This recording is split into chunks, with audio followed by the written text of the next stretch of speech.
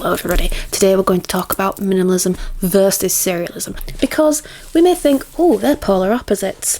Well, no, I don't think they are.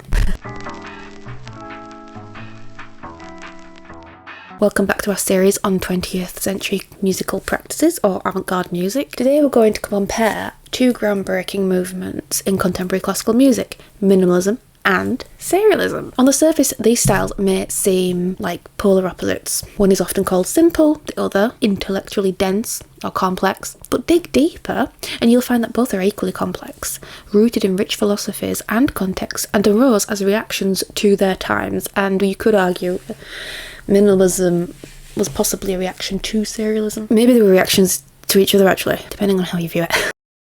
Historical context first. To understand minimalism and serialism, we need to look at the societal and cultural landscape within which they arose.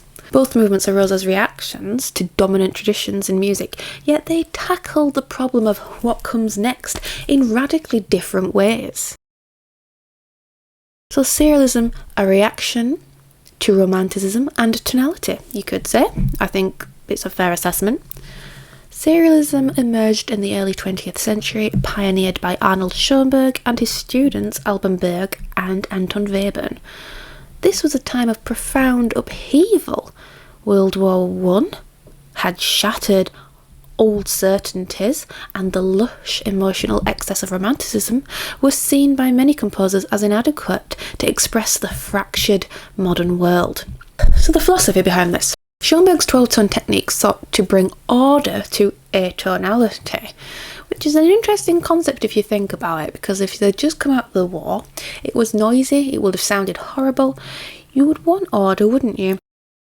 And if you can't bring order to the chaos and noise in the real world, you can bring order to the chaos and noise that you invent in music.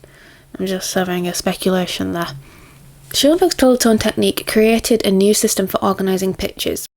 Serialism expanded this to other musical parameters, rhythm, dynamics, articulation. So Schoenberg's 12-tone technique was a system for organising pitches solely. Serialism expanded this to other musical parameters, rhythm, dynamics, articulation, creating a tightly controlled yet highly abstract form of music.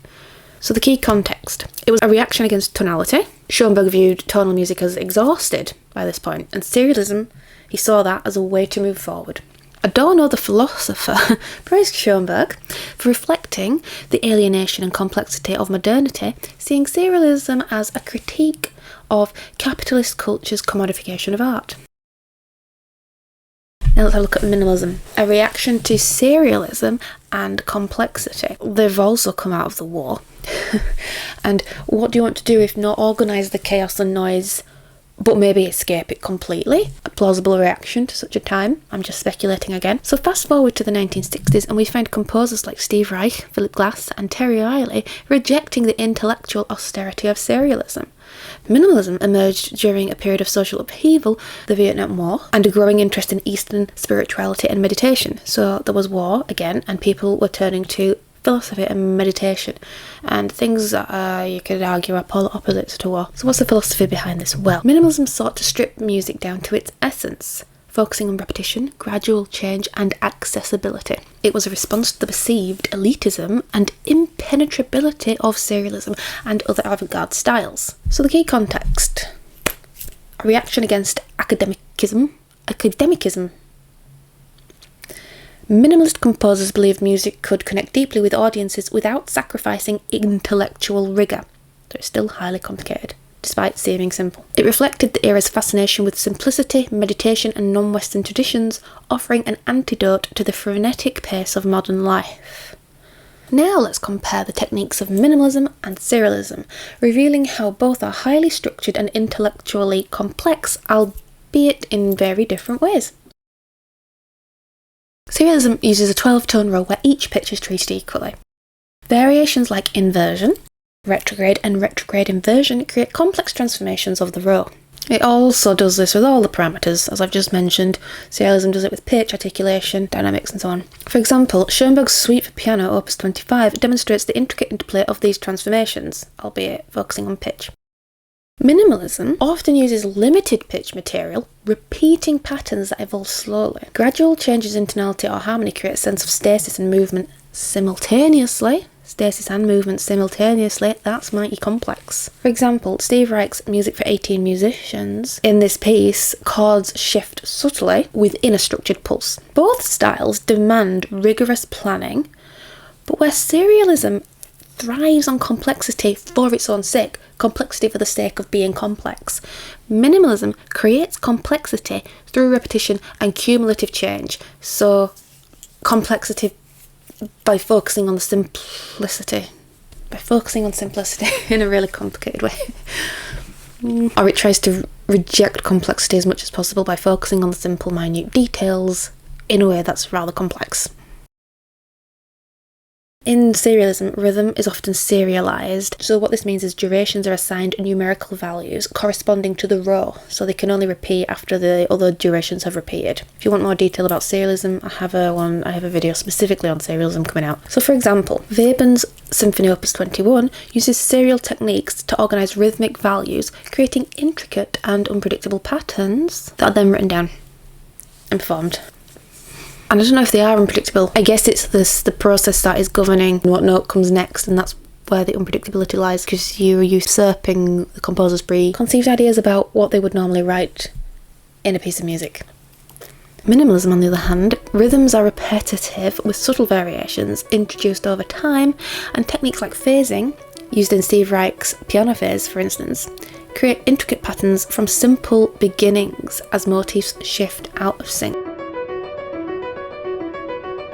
So whereas serialism starts complex to generate its music, minimalism starts, I guess, rhythmically simple but combined together to create something really complex that you couldn't perform if you'd written down the rhythms that happen in between different parts performing.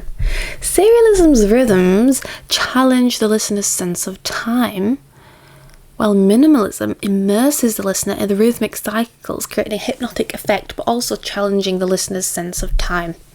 Playing with their perception of time, it sounds both static and as if it's moving at the same time. Harmony now. Serialism avoids traditional harmony altogether. Chords are the result of pitch organisation rather than functional progression, harmonic progression. The harmonic language is dissonant and abstract. Dissonant, just atonal. Minimalism, on the other hand, often employs static harmony. So it's gone the other way. It's like, well, we don't want to move harmony at all. To try and forget about the harmony. Forgetting about harmony in a different way, I'd say. Serialism forgets about harmony in that it avoids it altogether. Consonant harmony. It doesn't avoid harmony altogether. It avoids consonant harmony altogether.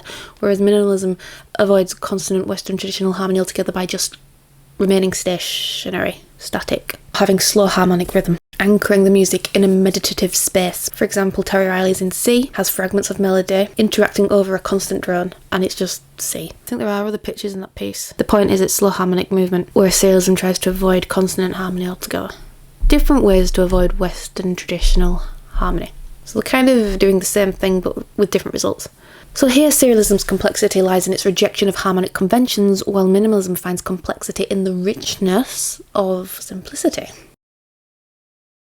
Perhaps the most striking difference between serialism and minimalism is their aesthetic goals. Serialism reflects the fragmented, alienating modern world. It is music that challenges the listener to confront complexity and discomfort. Adorno praised Schoenberg for creating music that resisted commodification. It wasn't meant to be easy. Minimalism, on the other hand, seeks to immerse the listener in a meditative experience, offering a sense of clarity and transcendence. It embraces repetition and gradual change to foster a deep connection with the present moment. In essence, serialism is about the head, while minimalism is about the heart or the soul. I wouldn't say the heart. But both require the listener to engage deeply with the music. And I think both do get the listener to think, and it can be quite alienating. You could argue that serialism is immersive.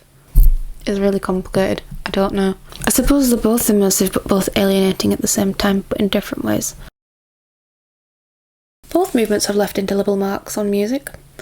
Serialism has influenced composers like Pierre Boulez and Karlheinz Stockhausen, and its principles found applications in electronic and experimental music. While its prominence declined, its intellectual rigour continues to inspire contemporary composers.